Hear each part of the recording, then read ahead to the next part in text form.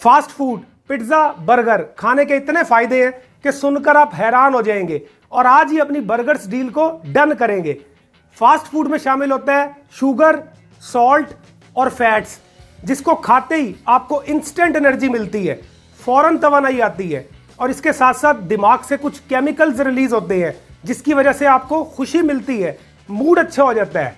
Fast food के खाते ही हमारे ब्रेन से केमिकल डोपामिन रिलीज होता है जिसकी वजह से आपको खुशी मिलती है, मूड अच्छा हो जाता है। लेकिन क्या आप जानते हैं कि डोपामिन आपको इसका आदी बना देता है और फास्ट फूड के मुसलसल इस्तेमाल से ब्लड प्रेशर हो सकता है, डायबिटीज हो सकती है और मोटापे की एक बड़ी वजह है। रिसर्चेस के मुताबिक बच्चों में और खवातीन में फास्ट फूड के मुसलसल इस्तेमाल से गुस्सा आना और चिड़चिड़ापन कॉमन है। फास्ट फूड के मुसलसल इस्तेमाल से बाल गिरना शुरू हो जाते हैं और जल्दी बुढ़ापा आना शुरू हो जाता है। 1916 अमेरिका में सबसे पहले फास्ट फूड को इंट्रोड्यूस करवाया गया और लोगों ने इसको बहुत पसंद किया।